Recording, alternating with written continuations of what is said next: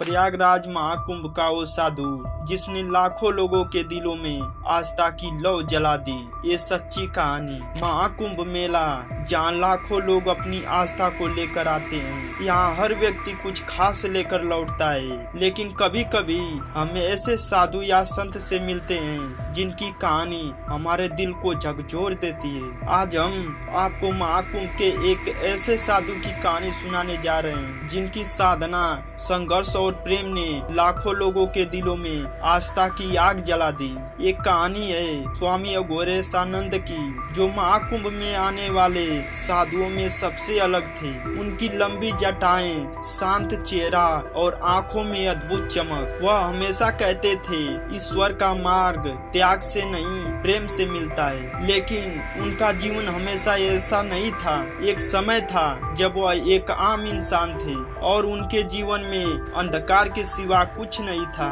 स्वामी अघोरेशानंद का असली नाम राजेश वर्मा था। वह एक गरीब परिवार से थे और उनके पास जीवन यापन के लिए साधन नहीं थे। छोटी उम्र में ही उन्होंने अपने माता पिता को खो दिया। जीवन के संघर्ष ने उन्हें गुस्सैल और निराश बना दिया। एक दिन जब वह निराशा में डूबे थे तो उन्होंने सोचा कि उनके जीवन का कोई उद्देश्य नहीं है। तभी किसी ने उनसे कहा, तुम्हें प्रयागराज के महाकुंभ में जाना चाहिए, वहाँ शायद तुम्हें जीवन का अर्थ मिल जाए। राजेश ने 12 साल पहले महाकुंभ का रुख किया।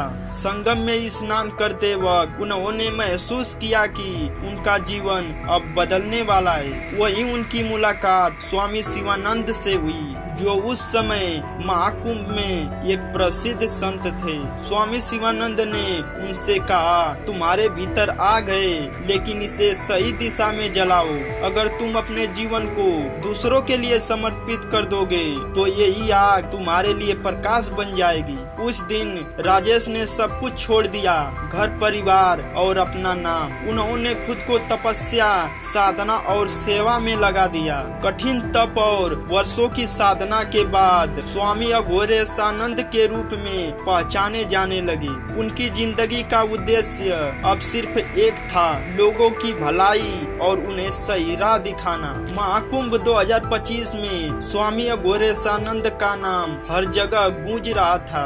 उनके प्रवचनों में हजारों लोग शामिल होते थे। वह कहते थे, भगवान को पाने के लिए मंदिर जाने की जरूरत नहीं, बल्कि अपने दिल में प्रेम और सेवा का दीप जलाने की जरूरत है। उन्होंने जरूरतमंदों के लिए भोजन, दवाइयाँ और कपड़ों का इंतजाम किया। लेकिन जो चीज खास थी वह थी उनकी उम्मीद की शक्ति।